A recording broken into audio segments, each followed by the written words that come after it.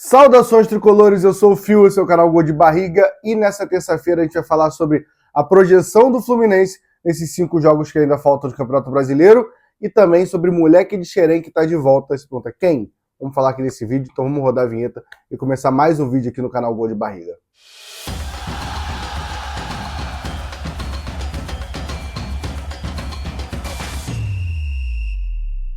Antes de começar, só vou fazer aquele pedido para vocês, tá? Deixa o like e se inscreve no canal, tá? Eu sei que às vezes é muito automático eu falar isso aqui, você ouve no automático, eu vou pedir para o que estiver fazendo, deixa o like, clica no like aqui embaixo, clica no inscreva-se, que ajuda muito a gente continuar fazendo esse trabalho, tá? Vamos falar do vídeo agora, falar do Fluminense, né?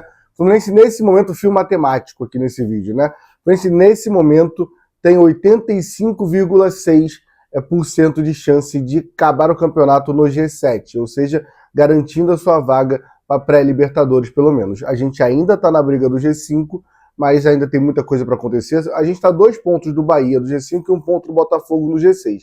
O G5 seria importante? Seria, porque na hora de você planejar a montagem do seu elenco esse que a gente já está boa parte montado, né, está todo mundo com contrato renovado, é diferente você saber que já está numa fase de grupos e disputar uma pré-Libertadores. Acho que aqui a gente desvaloriza muito a pré-Libertadores, porque a pré-Libertadores faz parte da Libertadores, né? São 2 fases a mais, que onde o Fluminense vai ser favorito, independente do adversário que ele vai pegar adversários mais fracos, porém, o Fluminense tem que passar. Então, assim, claro que faz muita diferença. Mas, como a gente ainda está nessa briga do G7, né, que nessa última rodada ficou muito boa, porque a gente tem uma distância ali de 6 pontos para o 8º colocado, o Fluminense hoje tem 85% de chance de acabar o campeonato no G7. E aí quando você vê a porcentagem em pontos, né, a probabilidade de você se classificar pelos pontos, você com 57 pontos, se o Fluminense chegar a 57 pontos, ele tem 94% de chance de se classificar, ou seja, é muita coisa, e se chegar a 60 pontos, tem 99,9% de chance de se classificar no G7. Então assim, 60 pontos é praticamente garantido, né? E 57 pontos tá muito bem encaminhado. 94% é uma porcentagem muito alta. Então a gente está falando de 2 vitórias ou 3 vitórias, né? Se você quiser se apegar a 57 pontos, são 2 vitórias que faltam para o Fluminense. E se você quiser se apegar a 60 pontos ali, né? Você tem que fazer umas 3 vitórias em 5 jogos. E quais são os jogos que falta ainda, né? O Fluminense ainda falta pegar na volta da data FIFA, na quarta-feira que vem, né? Então vai ficar um tempinho você ver o Fluminense sem estressar o Fluminense. Na próxima quarta-feira a gente pega o Flamengo no Maracanã, depois depois é só quarta e domingo até o final do ano, tá? Contando Copa do Brasil depois. Então o Fluminense pega o Flamengo no Maracanã, aí logo depois já pega o Palmeiras no Allianz, depois a gente pega o São Paulo no Maracanã, pega o Grêmio fora, lá na Arena do Grêmio, e depois a gente fecha o campeonato com o Bahia em casa. Depois a gente pega o Vasco no Maracanã, e se Deus quiser, Corinthians ou Cruzeiro na final da Copa do Brasil, que é o que a gente espera para esse final de temporada, né? Tá muito tranquilo esse empate, essa vitória do Mirassol e esse empate deixou as coisas muito tranquilas. Por quê, na minha opinião? O Fluminense, para mim, é o favorito para ganhar os 2 jogos em casa, tirando o clássico. A gente é favorito para ganhar contra o São Paulo e é favorito para ganhar contra o Bahia. Até porque o Bahia e o São Paulo são 2 times que não fazem boas campanhas fora de casa. E o Fluminense é um mandante muito forte. Quando a gente para pensar em Zubeldia ainda, o Fluminense do Zubeldia, como mandante, são 6 jogos, 6 vitórias, a gente não tomou nenhum gol no Maracanã ainda. Claro que tem o jogo do Vasco ali, mas a gente era visitante, né? Ainda pensando nos outros jogos, acho que o Fluminense tem muita condição de ganhar do Grêmio fora de casa.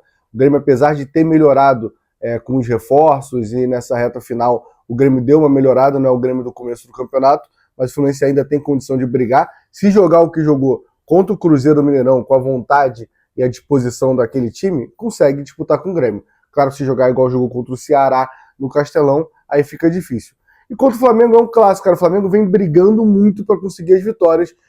Então acho que tem esperança da nossa torcida comparecer nesse clássico ali, esse data FIFA rolar uma mudança ali, a gente entender que faltam 5 jogos e que é muito importante que esses 3 jogos do Maracanã a torcida esteja presente. Acho que tem sim como a gente conseguir a vitória contra o Flamengo, e contra o Palmeiras é aquilo, assim.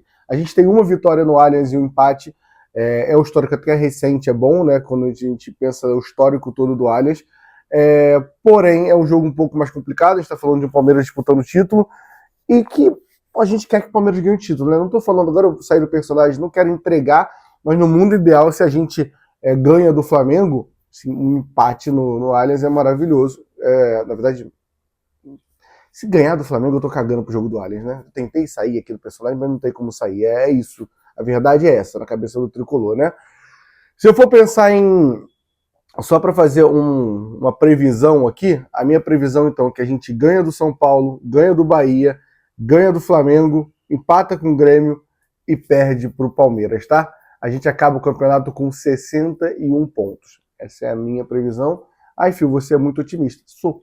E é a minha previsão. Aí você comenta aqui embaixo, deixa nos comentários qual a sua previsão. O Fluminense vai acabar o campeonato com quantos pontos, tá? E quando for dividir, se eu fosse dividir em jogo mais fácil para o jogo mais difícil, eu acho que o mais fácil é o do São Paulo no Maracanã, depois o do Bahia no Maracanã, depois o do Grêmio fora, depois o do Flamengo no Maracanã, e por último o jogo mais difícil, independente da brincadeira ou não, para mim é o Palmeiras no Allianz, por se tratar de sintético, porque o time do Palmeiras é um time que vende a derrota um pouco mais de forma mais complicada do que o Flamengo, tá? Enfim, quero que você deixe aqui nos comentários quantos pontos a Fluminense acaba o campeonato, tá? E eu tô falando que a gente vai fazer 10 desses 15 pontos. Quero a sua opinião, vai fazer 12, vai fazer só 9, vai fazer 7. Quero aqui a sua opinião, não esquece de comentar. Vamos falar do moleque de Xerém que tá de volta. Temos reforço, o moleque de Xerém volta a jogar depois de um tempo parado. Estou falando do brasileiro mexicano, né? Com essa curiosidade que o pai dele, ele nasceu no México ali, porque o pai dele jogava no México, um brasileiro que jogava no México quando ele nasceu, Matheus Reis, que confesso que acho que da Esquadrilha 07 ele sempre foi um grande destaque, mas como nessa transição da Esquadrilha 07 para o profissional, né? Porque hoje em dia o 17 pula direto para o profissional, né? O sub-20 acaba sendo quem não se destaca tanto. Esse moleque acabou sendo um pouco esquecido na cabeça do torcedor, muito por causa do Isaac, Riquelme e do Wallace Davi serem relacionados. Você fala, pô, por que ele não estava sendo relacionado, né? O Matheus Reis sofreu no novembro de 2024, ele teve uma ruptura no LCA do joelho direito e deixou ele 9 meses ali totalmente parado na DM. Voltou a treinar, né? Estava treinando com a equipe, está treinando com a equipe principal do Fluminense, mas desceu o sub-20, né? Como o Wallace Davi também, e alguns outros jogadores, e jogou esse final de semana contra o Vasco, né? Um jogo até que a gente não foi bem, a gente empata o primeiro jogo em 1-1 e perde o segundo 2-0, mas Matheus Reis voltou aos campos ali, né? Voltou aos campos, voltou ao campo, voltou a jogar bola pelo Fluminense. Não acho que a gente vai conseguir aproveitar o Matheus Reis para essa temporada ainda, mas é uma notícia boa, e um moleque que sim, um moleque de seleção de base, um moleque muito forte. Ele é um ponta, mas joga como um segundo atacante também, né? Um moleque forte, não é esse moleque que a gente reclama muito, que sobe de Xerém, às vezes é muito fraco fisicamente, meio esmirrado ali. Não é o caso do Matheus Reis, e é uma expectativa que a gente tem, né? Esse time agora do Sub-20, que foi eliminado do Campeonato Carioca, se prepara para jogar a Copinha, que vai começar no dia 2 de janeiro, vai até o dia 25. A gente não sabe, provavelmente, como é que vai ser o Campeonato Carioca, começa dia 11. E o Fluminense, espero que chegue até o final, a final da Copa do Brasil vai até dia 21. Então é muito provável que no Carioca, até porque o Campeonato Brasileiro também começa no final de janeiro, nesse calendário novo, né? Provavelmente esse Carioca vai ser esse começo com muitos moleques. Talvez ali a gente vá, pelo menos a minha expectativa é que ali a gente volte a ver o Matheus Reis, que já tinha sido relacionado em alguns jogos. Não sei se jogou como profissional, poderia pesquisar isso? Poderia, mas não vai mudar muito esse vídeo aqui também. Mas já tinha sido relacionado em alguns jogos antes dessa lesão de final de 2024. Então é uma boa notícia a volta do Matheus Reis, né?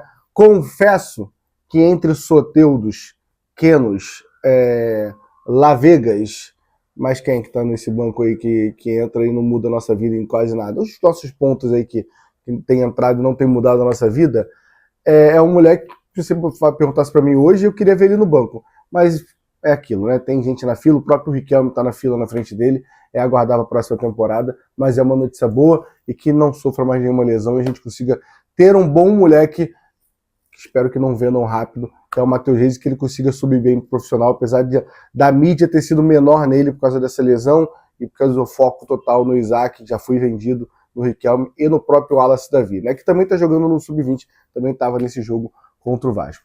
Enfim, deixa o like, se inscreve no canal, espero que você tenha gostado do vídeo. Deixa aqui seu comentário de novo, tá? Quantos pontos o Fluminense acaba nesse campeonato? E hoje dá para programar minha vida, hoje tá mais tranquila. Hoje, 12h30, a gente vai fazer uma live aqui, o Café, pra gente trocar uma ideia sobre o elenco do Fluminense, sobre fazer uma simulação desse campeonato ali, como é que acaba o campeonato, não só os jogos do Fluminense, mas todos os jogos. Eu e o Lucas vamos estar fazendo aqui essa brincadeira com vocês, trocando uma ideia, tá? Espero vocês na live hoje, 12h30. Tamo junto, até a próxima.